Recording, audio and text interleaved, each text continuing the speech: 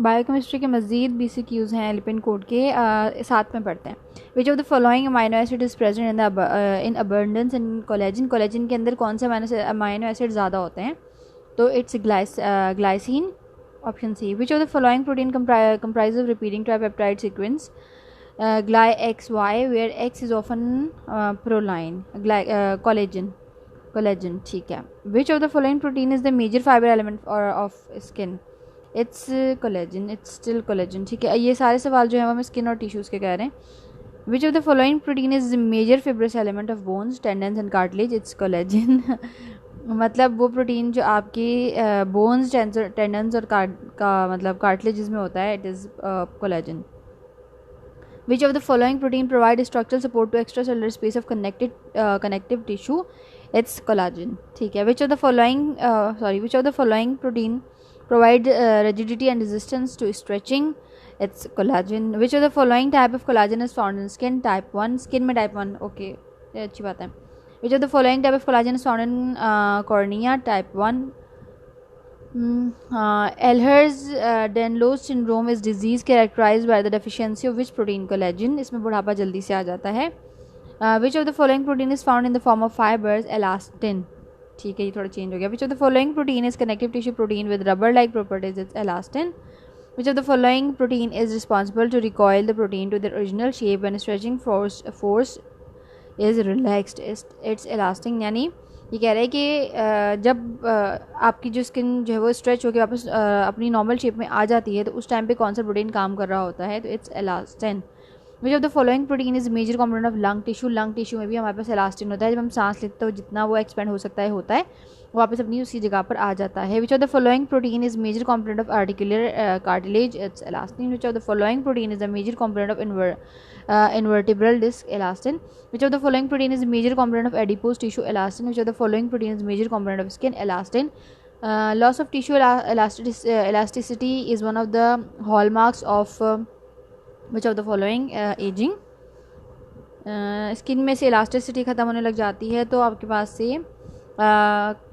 Collagen ख़त्म हो जाता है, तो उसको हम कहते हैं एजिंग हो रही है. Defect in the gene of elastin या fibrillin is characterised by which of the following? It's Marfan syndrome. Gene elastin के जो जीन में डिफरेंस आ जाता है तो उसको मार्फन सिंड्रोम कहते हैं. Biochemistry protein polysaccharide complexes are in biochemistry protein polysaccharide complexes are referred to as which of the following molecule? It's proteoglycan. Which of the following function in lubrication and shock absorption is?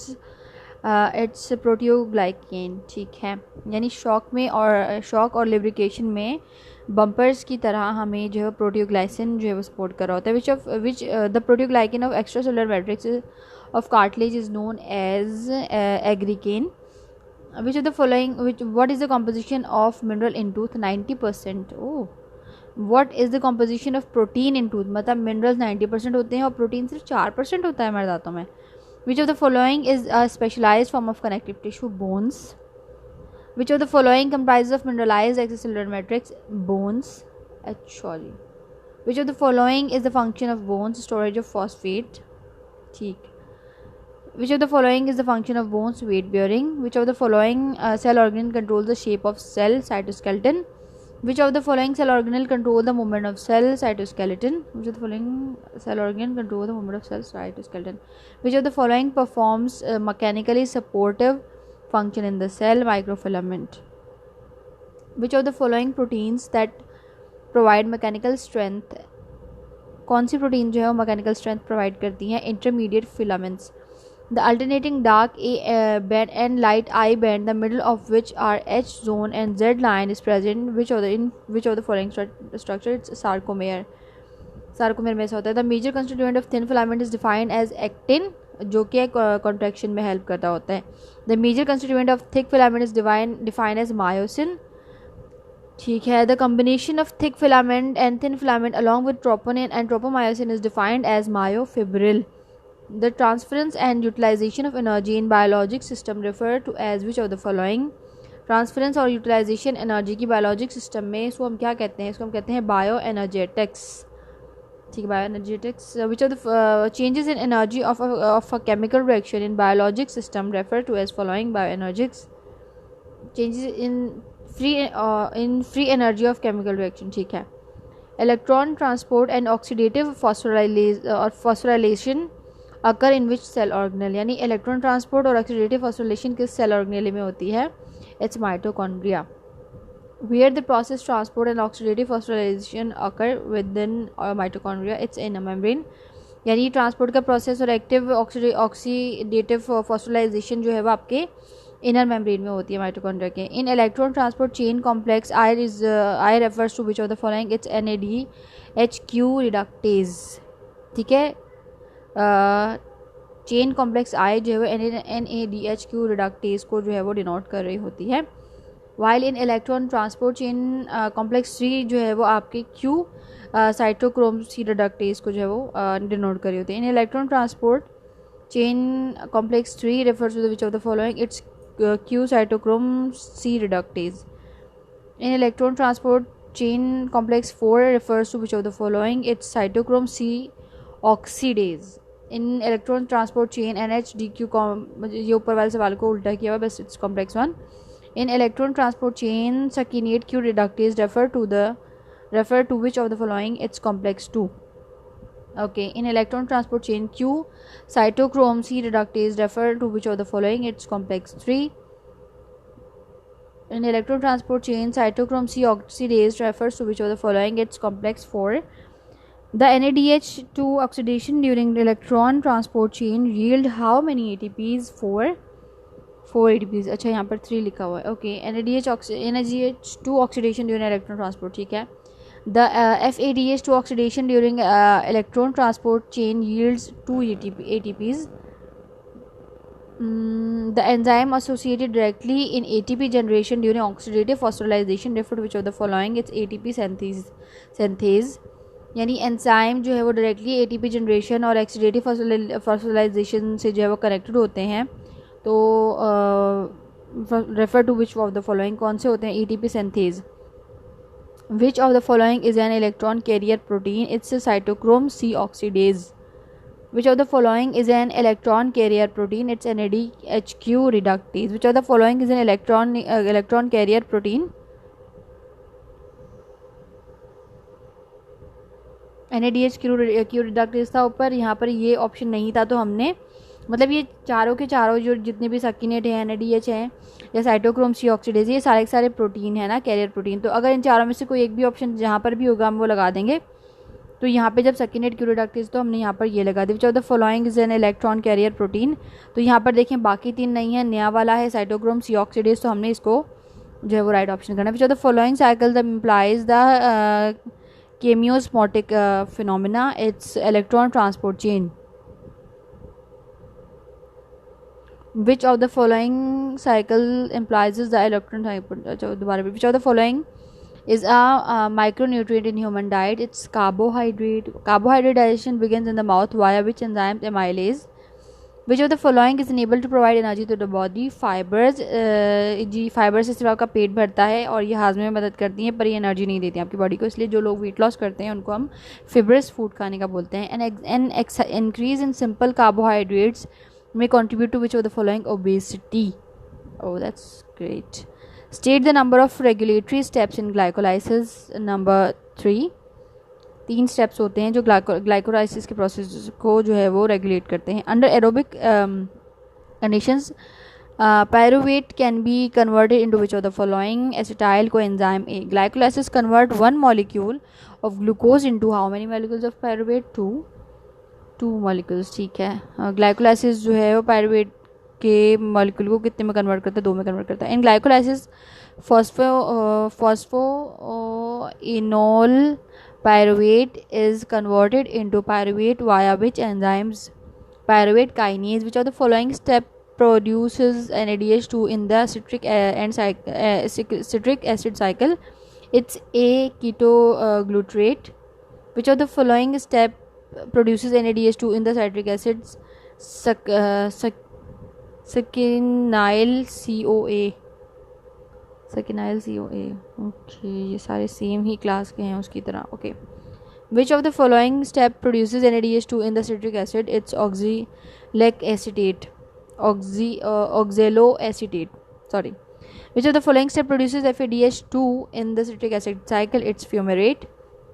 Identify the energy carriers produced during citric acid cycle, NADH2. It is the most common one वैसे, ठीक है. Identify the energy carriers during citric acid cycle. It is FADH2. ठीक है, देखें यहाँ पे same question है लेकिन वहाँ आंसर NADH2 है, यहाँ FADH2 है. तो ये सारे जो ऊपर नाम है ना ये एक ही हैं जिस तरह ऊपर हुआ था. तो अगर NADH2 होगा तो आपने वो लगाना है, अगर वो नहीं होगा तो फिर आपने ये लगाना है. और ऐसा वो कभी भी नहीं करेंगे कि चारों एक साथ दे दें, क्योंकि इन सब का जो काम है वो कॉमन है सिट्रिक एसिड साइकिल के अंदर. Which biomolecule degradation is crucial for providing energy during exercises? It's glycogen. Which biomolecule degradation is crucial for maintaining blood glucose level? Blood glucose level को मेंटेन करने के लिए भी आपके पास ग्लाइकोजन काम कर रहा होता है. The storage of glycogen with in the cell takes place in which of the following? Cytoplasm के अंदर आपके ग्लाइकोजन स्टोर होते हैं. In biomolecular energy is reserve. Which biomolecular energy is reserve for muscular activity, the meal और starvation condition? Glycogen. Which of the following is key enzyme for glycogen degradation? Glycogen phosphorylase. Which of the following is key enzyme for glycogen degradation? It's glycogen debranching enzyme. Which of the following is key enzyme for glycogen synthesis? Glycogen synthase. The pathway that synthesis glucose from non-carbohydrate precursors is gluconeogenesis. Gluconeogenesis occurs mainly in liver.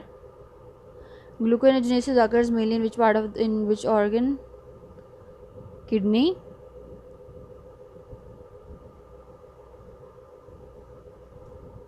ऊपर liver था, kidney नहीं था. यहाँ kidney है, liver नहीं था, ठीक है. Which metabolic pathway meets the need of the body for glucose when sufficient carbohydrate is not available from the diet or glycogen reserves? It's gluconeogenesis. ठीक है.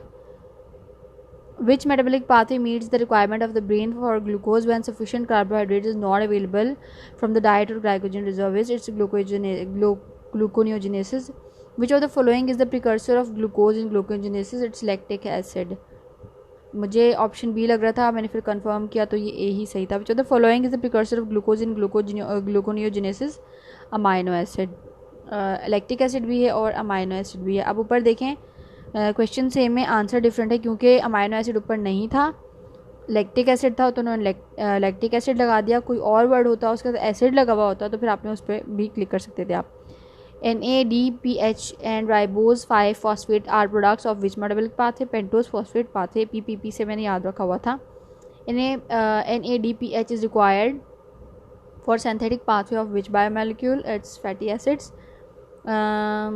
NADPH is required for synthetic pathways for which biomolecules? अगर fatty acids हैं तो वो आपके जो steroids हैं वो फैटी एसिड्स होते हैं, और जो फैटी एसिड्स होते हैं वो स्टेरॉइड्स होते हैं. अगर कहीं पे ऐसा हो जाए कि आप जो है वो आंसर स्टेरॉइड्स देकर जाएं लेकिन वहाँ स्टेरॉइड्स ना हो और फैटी एसिड हो तो आप उस पर भी क्लिक कर सकते हैं. और जहाँ पर आप देखें कि आंसर फैटी एसिड होना था पर वहाँ पर पूरे ऑप्शन में कहीं पर भी नहीं है लेकिन स्टेरॉइड्स लिखा हुआ है तो आप उस पर क्लिक कर सकते हैं. दीज बोथ आर सेम, नाम थोड़े से चेंज हैं. वो इसका जो है क्या कहना चाहिए कि जब ये एक्टिव फॉर्म में होता है तो हम इसको स्टेरॉइड्स कहते हैं, और जब ये स्टोर्ड फॉर्म में होता है हम इसको फैटी एसिड्स कह रहे होते हैं. In pentose phosphate pathways how many NADPH are synthesised? 2.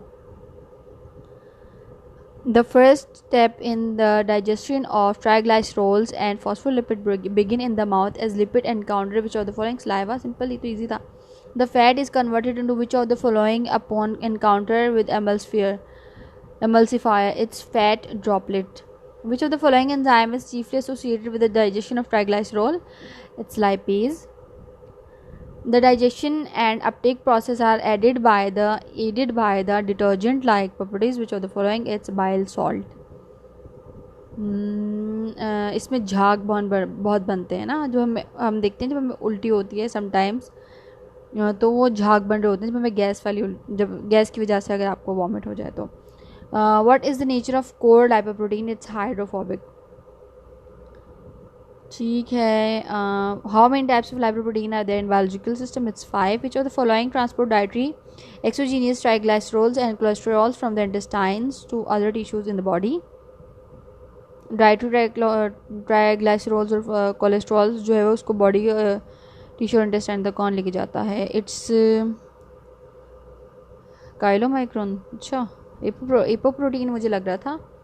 ठीक है, काइलोमाइक्रोन होगा। विच of the following transport endogenous cholesterol from the endogenous cholesterol from the tissue to the liver? It's HDLS। L है तो liver। ठीक है। Which of the following biomolecule is responsible to transport fat or lipids through blood? It's lipoprotein। Which of the following metabolic pathway characterize the fatty acids breakdown? It's B-oxidation। The catalyzation of fatty acids breakdown provide which of the following energy carrier? It's FADH2। The catalyzation of fatty acid breakdown provides which of the following energy carrier? NADH2। Catalyzation of fatty acid breakdown provide which of the following energy carrier? ठीक है, NADH2। Which of the following is the precursor of triglycerol synthesis? Glyceroldehyde 3-phosphate। Hydrolysis of triglycerol is under the control of hormone glucagon। यानी triglycerol को hydrolyse करने के लिए आपको जो है वो ग्लूकागोन की हेल्प चाहिए होती है। Which of the following is the precursor of bile salt? Cholesterol. Which of the following is the precursor of vitamin D? Cholesterol. How many carbon atoms are present in cholesterol molecule? 27। How many carbon atoms are present in eicosanoids molecules? 20। Inflammatory response to is elicited by which of the following?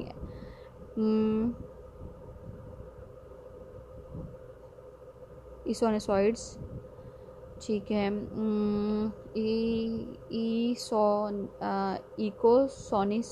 Eicosanoids are synthesized from which of the following biomolecule? Fatty acids। ठीक है। Eicosanoids are synthesized from which of the following? यार ये option C सही है। Option C is right. ठीक है। The dietary protein are broken into constituent amino acids in the stomach and intestine by which of the following? Protease. ठीक। Which of the following enzyme is present in the stomach? Pepsinogen. Which of the following are the precursor of amino acid? Pyruvate। Amino acid that are degraded to acetyl carboxylic acid are called ketogenic। The number of ATPs utilized in urea cycle are 3।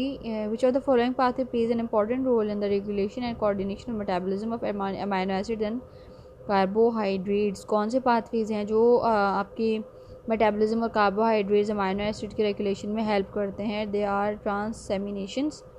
What is the site of urea synthesis? Liver. What is the site of urea excretion? Kidney. Haem is the essential prosthetic group in which of the protein? Haemoglobin. Haem is the essential prosthetic group in which of the protein? Myoglobin. The precursor of heme synthesis is glycine। The precursor of chlorophyll synthesis is glycine।